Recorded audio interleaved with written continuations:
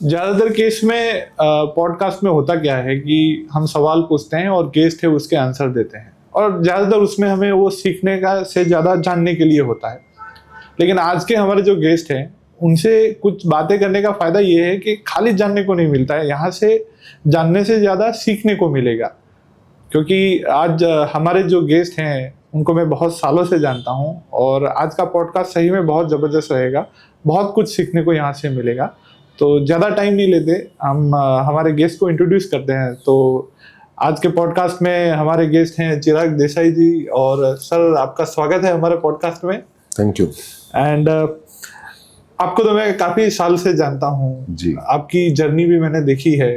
मैं आपको देखा है कि आप कंप्यूटर हार्डवेयर इंडस्ट्री से जुड़े थे, और धीरे धीरे आपका जो ये पूरा ट्रांसफॉर्मेशन आया, और आप अभी एक ट्रेनिंग एंड मैनेजमेंट कंसल्टेंट है। तो इसी जर्नी से स्टार्ट करते हैं कि ये जर्नी कैसे रही, कैसे आपको इसके ऊपर आइडिया आया, और आपने कैसे इसमें इन्वॉल्व हुए। मैं 93 में जब कॉलेज से निकला, I am electrical engineer by academic.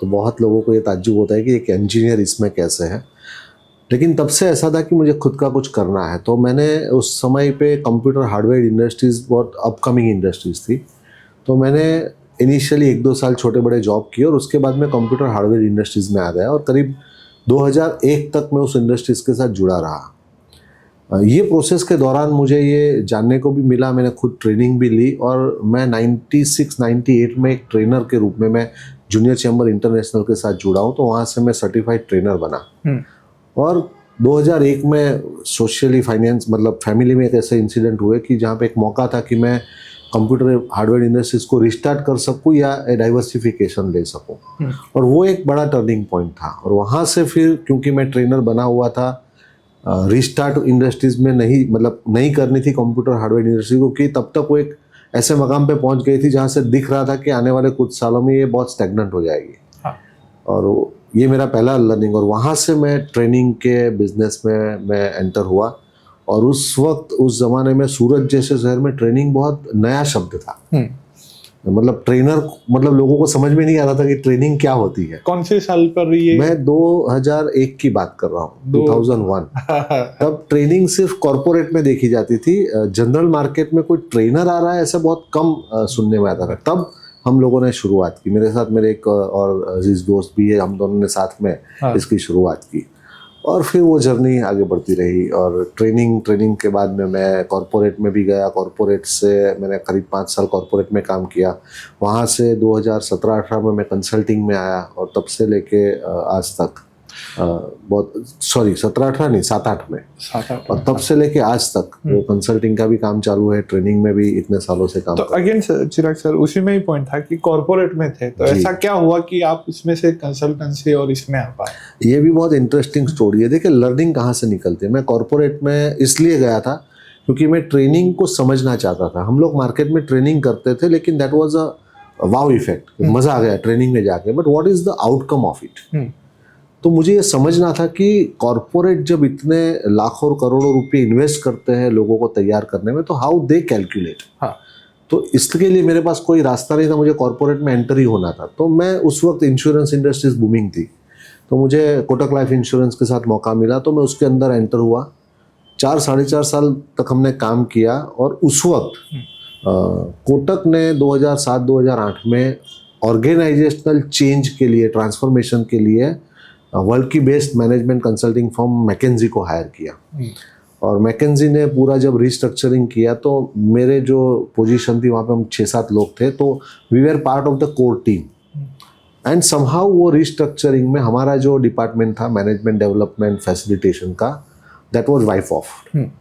So company was good, so they were offering us other positions. But यहाँ से मेरी लर्निंग हुई कि अगर ऑर्गेनाइज सेक्टर में इतनी बड़ी कंपनी को अगर ऑर्गेनाइजेशनल ट्रांसफॉर्मेशन के लिए कंसल्टिंग फर्म की ज़रूरत हो सकती है, तो इंडिया में तो इतनी सारी एमएसएमई है, तो उन्हें तो बहुत ज़रूरत है। Then why not to start business as a consultancy.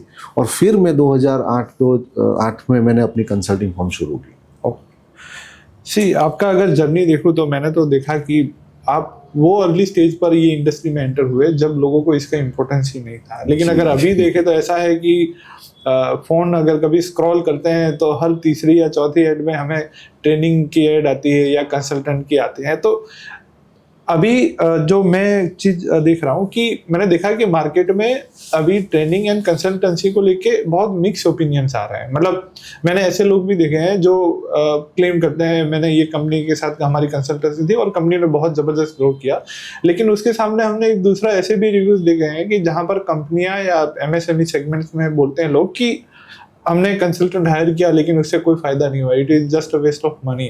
तो ये मिक्स ओपिनियन के ऊपर आप क्या कहना चाहेंगे? देखिए, किसी भी इंडस्ट्रीज में जहाँ तक कस्टमर के रिव्यू की बात है, we will always get a mix opinion. Specially consulting industries में ये मिक्स ओपिनियन की वजह क्या है? तो कंसल्टिंग में ये मिक्स ओपिनियन दो वजह से आते हैं। एक कि बहुत सारे यंग कंसल्टेंट हैं जिनके पास वो एक्सपीरियंस नहीं है, वो इंसाइट नहीं है, they are good in marketing. तो मार्केटिंग करके वो क्लाइंट के यहाँ पे एंटर हो जाते हैं, बिजनेस करते हैं, लेकिन क्योंकि वो इंडस्ट्रीज की डेप्थ नॉलेज ना होने की वजह से वो लोग डिज़ायर रिजल्ट नहीं दे पाते। तो ऑफकोर्स क्लाइंट का ओपिनियन ये रहेगा कि हमने कंसल्टेंट को हायर किया लेकिन वो रिजल्ट हमको नहीं मिले। This is one reason. दूसरा, कई बार एक सही कंसल्टेंट आपने हायर कर भी लिया है, वहाँ पे मैनेजमेंट या ओनर की खुद की वो तैयारी नहीं होती है या वो स्ट्रॉन्ग डिज़ायर नहीं होती है कि यस हमें ये ट्रांसफॉर्मेशन चाहिए। कई बार देखिए कई बार क्या होता है कि किसी ने बोला ये मूवी बहुत अच्छी है तो हम देखने चले जाते हैं। तो कोई अगर मुझे बताता है कि ये कंसल्टेंसी से मुझे फ़ायदा हुआ तो चलो हम भी रख लेते हैं। और आजकल तो वो देखा देखी बहुत चल रही है, एक दूसरे को देख के रख लेते हैं कि भाई उन्होंने कंसल्टेंट रखा, कॉम्पिटिटर ने, तो हमने भी रख लिया। लेकिन मेरी खुद की वो डिज़ायर नहीं है as a management, as a company. तो वहाँ पे कंसल्टेंट के जो इनपुट्स है उसके ऊपर हम इम्प्लीमेंट नहीं करते, तो उसकी वजह से भी रिजल्ट नहीं आते हैं। बट ये दो वजह है मिक्स ओपिनियन की, कि एक इमैच्योर कंसल्टेंट मार्केट में घूम रहे हैं और उनके पास वो नॉलेज नहीं है, और दूसरा कि प्रॉपर डिज़ायर नहीं होने की वजह से उसका स्ट्रॉन्ग इम्प्लीमेंटेशन नहीं हो पा रहा है। आपने सर बात में बोला कि भाई राइट कंसल्टेंट किसी ने है, तो एक सवाल था कि राइट कंसल्टेंट कैसे चूज करें, या ऐसा कोई पैरामीटर्स या ऐसा कुछ है, जरा इसके ऊपर बता सकते हैं आप? आप शादीशुदा हैं? हाँ। तो आपने अपना राइट पार्टनर कैसे चुना? अरे हमारे कुछ मतलब चेकलिस्ट थे या हमारे कुछ पॉइंट्स थे। बिल्कुल, तो प्रोसेस वही है। आप अगर राइट पार्टनर चुनना चाहते हो या एक राइट कंसल्टेंट चुनना चाहते हो, प्रोसेस इज मोर और लेस सेम। हम देखते हैं अपनी कुंडली मैच होती है कि नहीं होती है, एक दूसरे से विचार मिलते हैं नहीं मिलते हैं। प्रोफेशनली जब कंसल्टेंट को जब रखना चाहते हो तब आपको ये ध्यान में रखना है कि क्या वो कंसल्टेंट आपके बिजनेस और उसकी जो प्रोसेसेस है उसकी डेप्थ और उसकी रिक्वायरमेंट को समझ पा रहा है कि नहीं समझ पा रहा है, पहली चीज़। दूसरी चीज़, उसने किस तरह से लोगों को सर्व किया है, ऐसे कुछ टेस्टिमोनियल्स या केस स्टडी को आप स्टडी कीजिए। और तीसरी मोस्ट इंपॉर्टेंट चीज़ कि आपके और उसके डीएनए मैच होने चाहिए। कि और मैं अक्सर कहता हूँ कि आप कंसल्टेंट को हायर करने से पहले आप उनसे 2, 4, 3, 5 बार मिलिए। हम कहते हैं ना, टिपिकल वर्ड, डेटिंग पे जाइए। तो डेटिंग की तरह आप उनको मिलिए। जब मिलते हैं तो आप एक दूसरे को समझ पाते हैं, आप एक दूसरे की लैंग्वेज को समझ पाते हैं, वो आपके विज़न को समझ पाते हैं, आपका काम करने का तरीका समझ पाते हैं, और उसके बाद आप कंसल्टेंट को हायर कीजिए। तो probability of success is very high. रहा सवाल राइट कंसल्टेंट, यही है कि अगर उनके पास एक्सपीरियंस है, अगर वो आपकी इंडस्ट्री को समझ सकते हैं तो आपके लिए राइट है। अगर हम कहें ना कि भाई अगर मेरी एक रियल एस्टेट कंपनी है और मैं एक इंजीनियर रखना चाहता हूँ तो civil engineer is a right. वहीं पे अगर मैं माइक्रोबायोलॉजी का इंजीनियर ले लूँ तो मेरे लिए राइट इंजीनियर नहीं है। तो वो एक बेसिक अंडरस्टैंडिंग है तो वो राइट कंसल्टेंट आपको मिल जाएगा। चलिए, ये तो मैंने पूछा कि राइट कंसल्टेंट कैसे चूज करें, लेकिन आपकी साइड से देखें तो आपको भी बहुत सारी कंपनी के ऑफर्स आते होंगे आपके, तो आप कैसे सिलेक्ट करते हैं, चूज करते हैं? ये बहुत ही बेहतरीन सवाल है। मैं ऐसा कहूँगा कि ये सवाल आज तक किसी ने हमको पूछा नहीं है, लेकिन ये बहुत ज़रूरी है। हम भी एक ध्यान रखते हैं जब भी हम किसी क्लाइंट के साथ जुड़ते हैं तो ज्वाइनिंग से पहले हम उनकी पूरी कंपनी के साथ उनका काम करने का तरीका, उनकी वैल्यू सिस्टम, उनके पर्पस, वो क्यों कंसल्टेंट को हायर करना चाहते हैं, उनकी एक्सपेक्टेशंस क्या है, उसका पूरा हम नीड असेसमेंट करते हैं, डिटेल एनालिसिस करते हैं। दूसरा, हम भी डेटिंग पे जाते हैं, 2-4-5 बार मीटिंग करते हैं और ये समझते हैं कि उनकी डिज़ायर कितनी स्ट्रांग है। कई बार जैसे मैंने आपको पहले बताया कि कई बार वो ठीक है उन्होंने कंसल्टेंट रखा, हम भी ट्राई कर लेते हैं। अगर ट्रायल बेस से माइंडसेट से अगर वो लोग कंसल्टेंट को हायर कर रहे हैं तो probability of success is less. लेकिन सही में उनको वो बदलाव चाहिए और इसलिए वो हायर कर रहे हैं तो probability of success is very high. So we also go through our checklist. हमारे भी कुछ पैरामीटर्स हमने सेट किए हुए कि भाई उनकी डिज़ायर कितनी है, उनके यहाँ पे सिस्टम प्रोसेस में इम्प्रूवमेंट का स्कोप कितना है, उनका विजन कितना बड़ा है, वो सब देख के फिर हम उनके साथ जुड़ते हैं। दूसरा एक कमिटमेंट लेवल होता है कि are they really serious and they are ready to continue with 6 month 8 month duration जो हम प्रपोज करते हैं उनके लिए वो काम करने को तैयार है। क्योंकि कंसल्टिंग बिजनेस एक ऐसा बिजनेस है कि फाउंडेशन नहीं दिखता है और उसके बाद जब इमारत बनना शुरू होती है तब जाके आपको पता चलता है कि नहीं ये बिल्डिंग उभर के बाहर आई। और ज़्यादातर हम लोगों ने ये देखा है कि ये जो फाउंडेशन फेज होता है 3 महीने 4 महीने का इनिशियल फेज, वहीं पे उनको लगता है कुछ रिजल्ट नहीं आ रहा है, इनफैक्ट वो डिगिंग हो रहा है। हाँ। और वहीं पे वो लोग रुक जाते हैं तो कई बार वो रिजल्ट नहीं मिल पाते हैं। तो हम ये सब चेक करके फिर उनके साथ जुड़ते हैं। तो आप ऐसे चूज करते हैं तो ऐसा कोई क्लाइंट या उसके बारे में बात करना चाहेंगे जो जहाँ पर आपको काम करने का मजा आया या उनकी केस स्टडी आप बात करें? बहुत सारे क्लाइंट के यहाँ पे हमें बहुत अच्छे रिजल्ट मिले हैं, लेकिन कहता है ना कि कुछ रिजल्ट ऐसे होते हैं जो आपको सेटिस्फाइड करते हैं। आपको एक जब भी वो मुड़ के वहाँ देखते तो आपको लगता है कि यस हमने कुछ बहुत बड़ा योगदान इनके सक्सेस में दिया हुआ है। एक ऐसा केस स्टडी मैं देना चाहूँगा। एक फर्नीचर मैन्युफैक्चरिंग कंपनी है। इनिशियली दे वर इनटू फैब्रिकेशन और ऑलमोस्ट मैं कहूँ कि मैं उनको जानता हूँ कि वो ITI कॉलेज में काम करते थे, प्रोफेसर थे, इंजीनियर थे और फिर उन्होंने अपना ये काम फैब्रिकेशन का शुरू किया और वहाँ से वो सोफ़ा मैन्युफैक्चरिंग इंडस्ट्रीज़ में आए। तो बहुत छोटा सेटअप था। इनिशियली 3,000 साढ़े 3,000 स्क्वायर फीट का एक छोटा सा सेटअप था और लो रेंज के सोफ़ा सेट वो लोग बना के बेचते थे। और किसी ने मुझे रेफरेंस दिया, उनके साथ मिला, 2-4 बार हम लोग बात की और मुझे लगा कि इनका विज़न बहुत बड़ा है। It was very beginning period 2008-9 के जब मैंने शुरू किया तभी की ये बात है। तो मुझे लगा कि यहाँ पे अगर मैं जुड़ता हूँ तो मैं डेफिनेटली कुछ बड़ा योगदान कर पाऊँगा।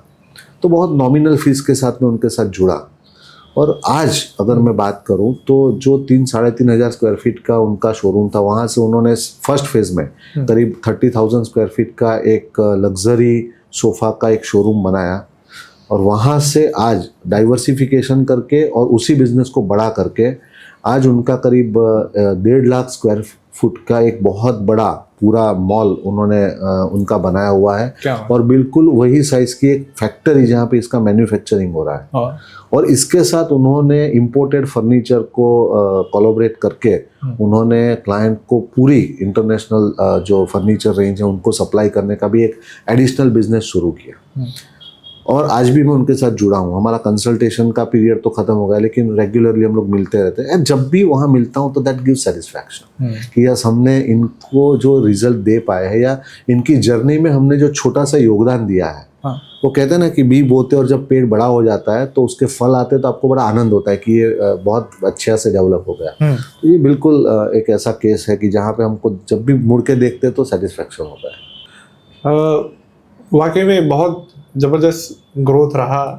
और अभी चिराग सर इसमें ये था कि हमने काफ़ी सारे कंसल्टेंट के या ट्रेनिंग जो देते हैं उनके नंबर्स देखे हुए हैं। हमने इतने सारे कंपनियों को ट्रेनिंग दी है या इतने लाख लोगों को ट्रेनिंग दी हुई है और दूसरे सामने ऐसे केस स्टडी या सक्सेस स्टोरी भी सुनने को मिलता है। तो अगेन एक वापस वहाँ पर एक सवाल आ जाता है कि ये नंबर्स वाले जो ट्रेनर या कंसल्टेंट है उनके साथ जुड़े या खाली जो सक्सेस स्टोरी है उनके साथ जुड़े, क्या इसमें मतलब चूज कर सकते हैं अगर करना हो तो? देखिए ये ऐसा सवाल है कि एक चीज़ इंडिकेटर है और एक चीज़ है वो रिजल्ट है। तो जब भी नंबर है, नंबर इसलिए दिखाते हैं सारे ट्रेनर या कंसल्टेंट इसलिए दिखाते हैं क्योंकि नॉन टेंजिबल उनकी कंसेप्ट है। तो वहाँ पे दिखाने के लिए कुछ नहीं है। तो मैं ये दिखा सकता हूँ कि मैंने इतनी कंपनी को सर्विस दी है, मैंने इतने लोगों को ट्रेन किया हुआ है, क्योंकि मैं हर एक का वो ट्रांसफॉर्मेशन तो दिखा नहीं सकता हूँ। बट उसमें बहुत सारे मैनिपुलेशन का गैप रहता है। बहुत सारे लोग ऐसे मैनिपुलेट करते हैं कि भाई 100 लोगों को ट्रेन किया है तो 250 दिखा दो, कौन देखने जा रहा है। बात तो है। तो समटाइम्स मतलब अगर हम बात करें ऑथेंटिसिटी की, तो नंबर कैन बी इंडिकेटर। वो दिखा सकता है कि अच्छा चलो इन्होंने 1 लाख लोगों को ट्रेन किया है, अगर मैं डिस्काउंट भी कर लूँ तो 50,000 को तो किया होगा, पर 50,000 को भी ट्रेन किया है तो कुछ तो बात है कि भाई 50,000 लोगों ने इनसे ट्रेनिंग लिया। डिस्काउंट करके भी देख लो तो कुछ रिजल्ट मिलेगा, but that is just a indicator. आप अगर उनके साथ जुड़ना चाहते हैं, आप उनके अंडर में ट्रेन होना चाहते हैं, then important part is that कि आप उनकी केस स्टडीज को देखिए, आप उनसे मिलिए, आप उनके साथ हो सके तो उनको कहिए कि आप हमारे पुराने क्लाइंट से हमको मिलवाइए। देखिए मैनिपुलेशन होगा तो वो वहीं पे रुक जाएगा कि भाई नहीं, क्लाइंट को हम नहीं मिलवा सकते, रीज़न वो ठीक है वो दे देंगे हम लोग की उनकी प्राइवेसी मेंटेन करनी है, हम वैसा शेयर नहीं कर सकते वगैरह वगैरह। और अगर जेन्युइन है, आपने कोई बिजनेस टेक्निक तो सीखनी नहीं है, आपको सिर्फ उनका रिव्यू लेना है कि भाई इनके सर्विसेज का आपको क्या लाभ हुआ या किस तरह से आपको फ़ायदा हुआ, तो कोई भी उनको मिला देगा या टेलीफोन पे बात करवा लेगा या कोई ऑफ द रिकॉर्ड कैफ़े में या कहीं पे आपको मीटिंग करवा लेगा। तो ये जब चीज़ें होती है तो आपको तुरंत पता चलेगा कि इनकी ऑथेंटिसिटी क्या है। तो temptation can be there through the number, but before entering into the relationship and consulting या ट्रेनिंग के लिए आप जुड़ते हो, तो उससे पहले एक ऑथेंटिसिटी चेक करना जरूरी है। सही। बट आपका पॉइंट एकदम सही है। कंसल्टेंसी इज लाइक वो शादी करते हैं तो एक दूसरे को डीएनए मैच होना, और अगर थॉट और जो वो विजन अगर सेट हो गया तो आई थिंक काम करने का मजा कुछ और ही है इसमें। अभी चिराग सर एक और सवाल था कि आप सूरत में बहुत अर्ली स्टेज पर, ये जब इंडस्ट्री थी तब से आप इसमें आए हैं, तो सूरत का साथ कैसा रहा? आप सूरत ने कैसे आपको साथ दिया, और सूरत का मार्केट अभी के टाइम पर कितना मैच्योर है, ये इंडस्ट्री को अभी समझता है और उसको एक्सेप्ट करता है कि क्या? देखिए मैं अनफॉर्चुनेट हूँ या फॉर्चुनेट नहीं मालूम, लेकिन मैं सूरत में जब भी जिस भी इंडस्ट्रीज में एंटर हुआ हूँ वो अर्ली स्टेज पे एंटर हुआ हूँ, और जब वो पीक पे हुई है मैं उसमें से निकल गया हूँ। तो मैं कंप्यूटर इंडस्ट्रीज में आया तो इट वाज अर्ली स्टेज 93, 94। जब निकला 2001-2 that was the peak of that. मैं इंश्योरेंस इंडस्ट्रीज में एज अ ट्रेनर गया तो it was early stage 2004। 2008-9 was the peak of that industry, और मैं उसमें से एज अ ट्रेनर बाहर निकला। तो सूरत ने मुझे तो बहुत अच्छा सपोर्ट किया है। सूरत में बहुत सारे लोग, कंपनियों के साथ, इंडिविजुअल्स के साथ हमने काम किया है। तो जहाँ तक मेरा सवाल है, Surat has reciprocate very well for me, मेरे लिए बहुत अच्छा सपोर्ट दिया है। रहा सवाल आपका जो दूसरा था कि मार्केट मैच्योरिटी अभी की क्या है, देखिए सूरत एक ऐसा शहर है कि जहाँ के प्रीडोमिनेंटली 2 इंडस्ट्री है, एक टेक्सटाइल है और एक डायमंड है, और दोनों ही अनऑर्गेनाइज सेक्टर है। डायमंड तो स्टिल काफ़ी बड़ी कंपनियां हैं, वो ऑर्गेनाइज होने लगी है, बट स्टिल अभी भी बहुत सारे अनऑर्गेनाइज यूनिट्स है। और सूरत एक भौगोलिक दृष्टि से एक ऐसे मकाम पे है कि आप अगर देखें तो बड़ौदा से वापी जो पूरा इंडस्ट्रियल बेल्ट है साउथ गुजरात का, उसके बीच में है। तो सूरत में अगर कोई कंसल्टेंट या कोई ट्रेनर काम करना चाहे तो लॉट्स ऑफ अपॉर्चुनिटीज आते हैं। Only point is that you must be that capable and genuine as far as you are committing the services. Market yes mature हो रहा है क्योंकि बिजनेस में भी अभी नई जनरेशन आ रही है। तो एक जनरेशन थी जहाँ पे एक माइंडसेट ये था कि सब कुछ हमारे कंट्रोल में होना चाहिए, हम संभालते हैं। बट अभी जो जनरेशन आ रही है, नई जनरेशन है, मिलेनियल्स है या उसके बाद की जनरेशन जो अभी जेन ज़ी आने वाली है या आ रही है, तो उनका माइंडसेट ये है कि things should run through system. हमारा इंटरवेंशन और डिपेंडेंसी ऑन द पीपल जितनी कम हो उतना ज़्यादा अच्छा होता है। तो धीरे धीरे कंसल्टेंट का मार्केट बहुत अच्छे से बढ़ रहा है। और आप देखिए कोई भी मार्केट जब बढ़ेगा तब दोनों चीज़ होगी कि mature people will jump into it, क्योंकि अपॉर्चुनिटी दिखती है तो खुद पढ़ते हैं, और मार्केट भी वही लोग बिगाड़ते हैं। जैसे बहुत सारी इंडस्ट्रीज आप देखिए, सोशल मीडिया को देखिए कि आज से 4-5 साल पहले एक बूम हुआ था, और बहुत सारे, हर तीसरे बंदे को पूछो क्या कर रहे हो, सोशल मीडिया मार्केटिंग। अब 4-5 साल के बाद जाके वो इंडस्ट्री थोड़ी मैच्योर होने लगी है। तो सिमिलरली कंसल्टिंग अब धीरे धीरे मैच्योरिटी स्टेज की ओर जा रहा है, क्योंकि अभी भी नंबर ऑफ कंसल्टेंट सूरत में कम है। तो now it is moving towards maturity stage. आपके ये जवाब में मुझे 2 सवाल और हुए। एक तो जैसे आपने बताया कि आपने कभी भी एंट्री कोई भी इंडस्ट्री में अर्ली स्टेज पर ली, जब वो इंडस्ट्री अर्ली स्टेज पर था जी, और जब पीक पर होता है तब वो आप वहां से एग्जिट ले लेते हैं या आप मूव ऑन कर लेते हैं जी। तो जैसे अभी कंसल्टेंसी का ये जो ट्रेंड है या इंडस्ट्री है, वो आपने बताया कि अभी एक मैच्योर लेवल पर आ रहा है। तो हम क्या एक्सपेक्ट करें कि चिराग सर अभी कुछ नया मूव करने वाला है इसमें?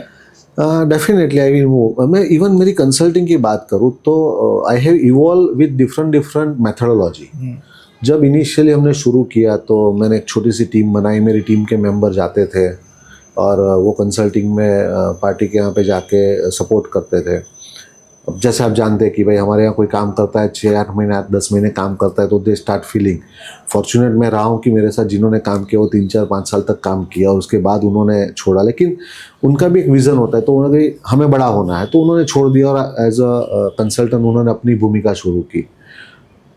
ये अच्छी बात है बुरी बात है मुझे नहीं मालूम, लेकिन मैं प्राउडली ये कह सकता हूँ कि मेरे यहाँ जिन्होंने भी काम किया है उनमें से करीब अभी तक 7 से 8 मैच्योर कंसल्टेंट के रूप में आज मार्केट में काम कर रहे हैं। तो मैं मानता हूँ कि मैंने उनको ऐसा ट्रेन किया है कि वो अपने आप को मार्केट में इस तरह का अपना प्लेस बना सके। लेकिन हर वो चीज़, क्योंकि जब अपना बंदा छोड़ के जाता है तो तकलीफ तो होती है, लेकिन उस हर चीज़ ने मुझे अपनी मेथोडोलॉजी को इम्प्रूव करने का मौका दिया। Every such moment give me insight कि आप ऐसा क्या कर सकते हो ताकि रिजल्ट और बढ़िया हो और आपकी डिपेंडेंसी और कम हो। तो मैं उस तरह से इवॉल्व होता गया और आज मैंने एक बहुत डिफरेंट मेथोडोलॉजी से मार्केट में काम कर रहा हूँ। और अभी भी जैसे मैंने कहा कि we are still moving towards maturity, तो अभी आने वाले और 5-7 साल ऐसे हैं कि जहाँ पे बहुत और डेवलपमेंट होगा। और meanwhile now I have already started working on different concept. मैं जैसे आप जानते हैं कि आज ऑनलाइन का ज़माना है तो आई एम जस्ट एक्सप्लोरिंग कि ऑनलाइन प्लेटफॉर्म किसी भी इंडस्ट्रीज को कैसे हेल्पफुल हो सकता है उनके बिजनेस ग्रोथ के लिए। तो उस दिशा में बहुत सारा R&D टिपिकल तो बहुत सारे लोग कर रहे हैं कि भाई कोर्स कर लीजिए, हमारे साथ जुड़ लीजिए, टिप्स ले लीजिए, आप एग्जीक्यूट कर लीजिए, लेकिन एग्जीक्यूशन को हम कैसे ऑनलाइन के साथ जोड़ सके उस पर मेरा अभी रिसर्च थोड़ा चल रहा है and shortly we will come up with that. एक और था, कभी ये पूरी जर्नी के दौरान ऐसा कभी फील हुआ कि जहाँ पर आपको तकलीफ हो रही है, अभी छोड़ देता हूँ ये इंडस्ट्री या इसमें नहीं करना है, ऐसा कभी मोमेंट आया आपके लाइफ में? सी ऐसा कई बार आता है मोमेंट, खास करके जब कभी दो ऐसे इंसिडेंट होते हैं कि आपकी टीम बहुत बढ़िया डेवलप हुई और कभी टीम के मेंबर छोड़ के चले जाते हैं। देन यू फील दैट कि भाई यार इतना इनको तैयार किया, इनके साथ काम किया और अब छोड़ के जा रहे हैं और क्यों कर रहा हूँ मैं। देखिए, जब एक मिथ है कि भाई टीम बड़ी होती है तो बिजनेस बड़ा हो जाता है। देखिए, बिजनेस बड़ा होता है लेकिन आपकी इनकम या आपका जो सोर्स है वो सिमिलर रहता है, क्योंकि more you earn more you distribute.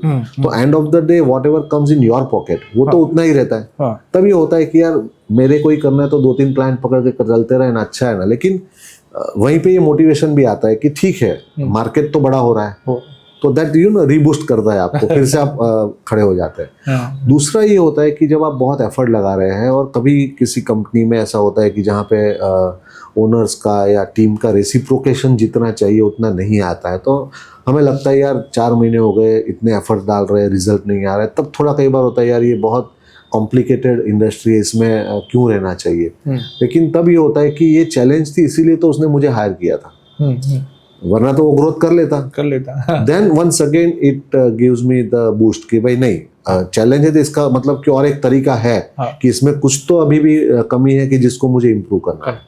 तो तकलीफ आती है, बट नाउ इतने सालों के बाद now we are used to. तो ऐसी तकलीफें आती है तो हम शांत बैठ जाते हैं, उसको ऑब्जर्व करते हैं विटनेस बन के, and then we rework on it and we convert that into success. बहुत सही। और अभी एक और चीज सवाल था कि मार्केट में मोटिवेशनल स्पीकर्स भी बहुत है और कंसल्टेंट है, ट्रेनिंग एक्सपर्ट्स हैं, तो मोटिवेशनल स्पीकर एंड कंसल्टेंट में जनरल डिफरेंस देखना चाहे तो क्या डिफरेंस होता है? मतलब देखिए, मोटिवेशनल स्पीकर आपको मोटिवेट करता है। मोटिवेट करता है मतलब कि आप कुछ करना चाहते हैं और किसी चीज़ ने आपको रोक के रखा है, तो एक पुश देता है आपको। ऑलरेडी आप करना चाहते हो लेकिन उसने किसी ने रोक के रखा है, आपकी खुद के अंदर की कुछ बातें हैं, तो motivational speaker can give you that push. Consultant का जो रोल है वो altogether it's a different role, क्योंकि कंसल्टेंट का जो रोल है वो कैटालिस्ट का रोल है। क्योंकि आपका बिजनेस चल रहा है, आपकी रेगुलर प्रोडक्शन हो रही है, परचेज हो रही है, सेल्स हो रहा है, अकाउंटिंग हो रही है, ये सब तो ऑलरेडी चल रहा है। अब इसमें उसको एंटर होके इसको एनहांस करना है। और उसको आपकी अपकमिंग ग्रोथ स्ट्रेटेजी के साथ लिंक करना है। और उसका ये रोल है कि जो प्रोसेस, वो अगर कंसल्टेंट नहीं भी होता तो आप वो प्रोसेस करने वाले थे, but maybe it would take 2 years 3 years। तो कंसल्टेंट के आने से वो प्रोसेस फास्ट होनी चाहिए। जो आप 3 साल का प्रोजेक्शन लेके बैठे थे, अगर वो 8 महीने 10 महीने में हो सकता है तो दैट इज योर 33% टाइम में आपका होगा, तो ये आपकी प्रोडक्टिविटी बढ़ गई। तो कंसल्टिंग का रोल ऐसा है कि जहाँ पे डे टू डे उनका इन्वॉल्वमेंट आना चाहिए। फिजिकल प्रेजेंस की बात नहीं कर रहा हूँ, लेकिन इन्वॉल्वमेंट की बात कर रहा हूँ। उनकी एक ऑब्जर्वेशन होनी चाहिए, उनकी मॉनिटरिंग होनी चाहिए। जहाँ पे ज़रूरत पड़े वो आपकी टीम के मेंबर के साथ बैठ के ग्रीवेंसेस है या उनको काउंसलिंग की ज़रूरत है वो प्रोवाइड कर सके, आपकी प्रोसेस को इम्प्रूव कर सके, आपकी स्ट्रेटेजी में वो पार्टिसिपेट कर सके। तो उनका रोल एक बहुत बड़ा रोल है। तो दोनों बहुत डिफरेंट चीज़ें हैं। एक चीज़ और मैं ऐड करना चाहूँगा कि अभी तो आपने 2 ही वर्ड बोले कि मोटिवेशनल स्पीकर। एक होता है मोटिवेशनल स्पीकर होता है, एक ट्रेनर होता है, एक कंसल्टेंट होता है, एक मेंटर होता है। ये सारे वर्ड यूज होते हैं मार्केट में बहुत सारे। तो हर वर्ड का थोड़ा बहुत रोल डिफरेंस है। क्योंकि आपने पूछा कि मोटिवेशनल स्पीकर और इसमें क्या डिफरेंस है, तो मैंने बताया कि this is the major difference. Yes. तो अभी कंसल्टेंसी के ऊपर ही आगे करते हैं कि जैसे आपने आगे भी जवाब दिया कि टेक्सटाइल और डायमंड इंडस्ट्री अनऑर्गेनाइज्ड सेगमेंट्स हैं, लेकिन मैंने ये चीज़ देखी हुई है कि काफ़ी सारे ऐसे सेगमेंट्स हैं जिनको यही नहीं मालूम होता है कि इनको कंसल्टेंसी या ट्रेनिंग की ज़रूरत है। आप समझो, नीड कब खड़ा होगी जब उनको ये माइंड ऑप्शन मालूम पड़ता है कि ऐसे सॉल्यूशन भी मिलते हैं। पहले तो ये इंडस्ट्री ऐसे काफ़ी सारे लोगों को ये मालूम ही नहीं होता है। तो एक कॉमन सवाल है कि मुझे कंसल्टेंसी या ट्रेनिंग की मेरी ऑफिस या टीम को ज़रूरत है नहीं, तो उसको लेके कोई चेक पॉइंट्स हैं आपके पास कि ये है तो इसको ज़रूरत है या ऐसा? जी, इसके चेक पॉइंट है। ये टेस्ट वाला मामला है। नॉर्मली क्या होता है कि जब व्हेन यू आर यंग तो आप कभी ब्लड शुगर या प्रेशर चेक नहीं करवाते, because you are young. So I am young, तो मुझे इसकी ज़रूरत नहीं है। The moment you enter into 30s 40s 45 plus, then slowly you start, भाई साल में एक आध बार तो टेस्ट करवा लो क्या होता है। तो बिजनेस में जब हम अच्छे से काम कर रहे हैं और सब सेटल है, तब हमें कभी महसूस नहीं होता कि इसकी ज़रूरत है। तो हमें ये सोचना चाहिए कि क्या हमारा ग्रोथ रेट जो है वो मेंटेन है। मैंने जब 0 से शुरू किया था और आज 3 साल के बाद अगर मैं X लेवल पे पहुंचा हूं, तो 0 से X का मेरा जो ग्राफ है, क्या वो ग्राफ कंटिन्यूसली उस तरह से ऊपर जा रहा है? नहीं जा रहा है, स्टेगनेंट हो गया है, तो आपको ज़रूरत है। आप समझे? तो ये इंडिकेटर है कि मेरा ग्राफ स्टेगनेंट है। हाँ, unless and until you are highly satisfied. कई बार ऐसा होता है कि भाई हमने बिजनेस को ग्रोथ करना ही नहीं है, मेरे को करना ही नहीं है क्योंकि आई एम सेटिस्फाइड। बच्चे हैं वो अपना अलग बिजनेस कर रहे हैं, मुझे उसमें एंटर नहीं होना है। वो अपना ये बिजनेस में करियर बनाना नहीं चाहता है। तो जितना है उतना संभाल के रखो, जब तक मैं हूँ संभालूंगा। यू आर सेटिस्फाइड, तब बात अलग है, तब आपको जरूरत नहीं है। लेकिन देखिए, बिजनेस में कोई भी सेटिस्फाइड कभी होता नहीं है। उनको हमेशा एक लालच होती है कि इसको और कैसे बड़ा किया जाए, उसको और मैं कैसे बढ़ाऊं। तो वो बहुत कम परसेंटेज होते हैं। दूसरे ऐसे लोग होते हैं कि कई बार हम बिजनेस शुरू कर देते हैं और एक लेवल तक पहुंच जाते हैं, अब आगे क्या करें वो समझ में नहीं आ रहा है। विजन डेवलप नहीं हो रहा है। वहाँ पे भी एक कंसल्टेंट बहुत अच्छा रोल निभा सकता है कि आपके बिजनेस के पोटेंशियल को समझ के वो आपको एक ग्रोथ स्ट्रेटेजी या ग्रोथ प्लान दे सकता है, वो विजन एनहांस कर सकता है। और रहा तीसरे लोग कि भाई जहाँ पे ग्रोथ भी करना है, सब कुछ है, लेकिन वो स्टेगनेंसी आ गई है, तो दिस इज द इंडिकेटर कि जब आपको कंसल्टेंट के पास जाना चाहिए। सही। एक लास्ट सवाल चिराग सर कि एक मैंने बोला कि काफ़ी सारे MSME हैं जिनको नीड ही नहीं लगती है कि भाई इसकी ज़रूरत है, तो इसका तो आपने बहुत अच्छे पॉइंट्स दिए। मान लो एक दूसरा सेगमेंट भी है जिनको रियलाइज है, उनको लगता है कि मुझे ट्रेनर या कंसल्टेंट हायर करना चाहिए, लेकिन कभी भी फिर क्या होता है, जब भी वो फीस का पॉइंट आता है ना, तब उनको तो वो एक खर्चे के सेगमेंट में आ जाता है कि इतना खर्चा क्यों करे या इसकी क्या ज़रूरत है। तो आपके हिसाब से एक कंपनी ओनर या एक MSME बिजनेस ओनर के हिसाब से इसको कौन से नज़रिए से दिखना चाहिए ये चीज़ को? देखिए, कुछ चीज़ें हैं ना, वो फीस या चार्जेस नहीं होते, वो इन्वेस्टमेंट होता है। मैं एक छोटा सा सवाल पूछना चाहूँगा कि हम अपने बच्चों को पढ़ाते हैं, यस, कितना इन्वेस्टमेंट करते हैं? आप समझिए कि वो 5 साल की उम्र से जान पढ़ना शुरू करता है, ऑलमोस्ट 25 years नाउअडेज, तो हम 20 साल का इन्वेस्टमेंट कर रहे हैं। और आज जिस तरह से एजुकेशन की जो खर्चे है या उसकी जो फीस है उस हिसाब से देखें तो करीब 20 से 25 लाख रुपए का इन्वेस्टमेंट एक मिडिल क्लास फैमिली के लोग उसमें करते हैं। यानी 20 साल और 20 लाख अब डालते हैं, जबकि कोई गारंटी नहीं है कि वो करने के बाद उसे जॉब मिल जाएगा या बहुत सक्सेसफुल एंटरप्रेन्योर बन जाएगा, देन स्टिल वी इन्वेस्ट। तो फीस को अगर हम इन्वेस्टमेंट के तौर पे देखेंगे तो हमारे लिए एक पूरा माइंडसेट चेंज हो जाएगा। दूसरा, किसी भी इंडस्ट्रीज को आप देखो तो वो प्रोडक्शन के लिए, मैन्युफैक्चरिंग के लिए, इंफ्रास्ट्रक्चर के लिए पैसा जब डालते हैं तो दैट इज ए इन्वेस्टमेंट। तो उसी तरह से जब आप ग्रोथ स्ट्रेटेजी पे चलना शुरू करते हैं तो जब कंसल्टेंट को हायर करते हैं जो साल के वो मे बी 6-7 लाख से लेके 20-25 लाख जो भी उनकी फीस है, तो that is your investment. So consider it as an investment. हाँ, जब आप इन्वेस्ट कर रहे हो तो आप एक डिजायर आउटपुट लेके चल रहे हो, तो दैट शुड बी क्लियर कि जब आप मशीन डालते हो तो आपको पता है कि भाई 6-8 महीने में मेरा इतना प्रोडक्शन निकलेगा और इतना मुझे सेल्स मिलेगा। उसी तरह से जब कंसल्टिंग में आप इन्वेस्ट कर रहे हो तो भाई 6 महीने कंसल्टेंट को रखने के बाद मेरे सिस्टम में, प्रोसेस में, लोगों में इतना डेवलपमेंट होगा। वो अगर आप मैप कर लो तो then it's a investment. So fees, मेरे ख्याल से फीस कभी कंस्टेंट होना ही नहीं चाहिए। आप देखिए, हम 3 लोगों की फैमिली अगर 5-6 दिन घूमने जाते 1 लाख रुपया खर्चा करके आ जाते हैं। आज एक मूवी देखने जाते हैं 2-3 हज़ार रुपया फटाक से खर्चा करके आ जाते हैं। लेकिन वहीं पे अगर मुझे किसी प्रोग्राम में एक दिन के लिए 2,000 रुपया खर्च करके किसी ट्रेनर को सुनने जाना है तो मैं नहीं जाता। वो बहुत महंगा है, 2,000 रुपया ले रहा है। और मूवी में 2 घंटे में आपने 3,000 रुपया खर्च कर दिया। 10 रुपए की पॉपकॉर्न के आप 100 रुपया दे के आते हो, but then also because it's entertainment. तो हम खर्चा करते हैं, यहाँ पे इन्वेस्टमेंट है लेकिन फिर भी वो माइंडसेट नहीं होता है। तो मैं सिर्फ ये कहना चाहूंगा कि जब भी आप इस तरह के खर्चे के बारे में सोचते हैं, think as an investment, don't think as an expense. समझ। एंड लास्ट में सर, मैं हमारे जितने भी दर्शक हैं उनसे कहना चाहूँगा कि आपको ट्रेनिंग, कंसल्टेंसी या इसको लेके अगर कोई भी सवाल है तो आप अपना सवाल कमेंट या डीएम कर सकते हैं। And I am sure Chirag sir आपको बहुत अच्छी वे से आपको आंसर देंगे और सॉल्यूशन भी जो होगा वो आपको प्रोवाइड करेंगे। लास्ट में चिराग सर एक छोटा सा मैसेज हमारे व्यूवर्स को के लिए अगर कोई है तो। मैसेज तो मैं सिर्फ इतना देना चाहूँगा कि जैसे इन्होंने बताया कि बहुत सारे आपके कोई भी सवाल हो सकते हैं और मेरे रील्स और वीडियोस ऑलरेडी आप देख पाएंगे, इंस्टाग्राम के ऊपर है या यूट्यूब चैनल पे आपको मिल जाएंगे। वहाँ पे हमने छोटे छोटे सब्जेक्ट के ऊपर छोटे छोटे सॉल्यूशंस दिए हुए हैं, तो वो आपको एक इंसाइट या गाइडलाइन दे सकता है।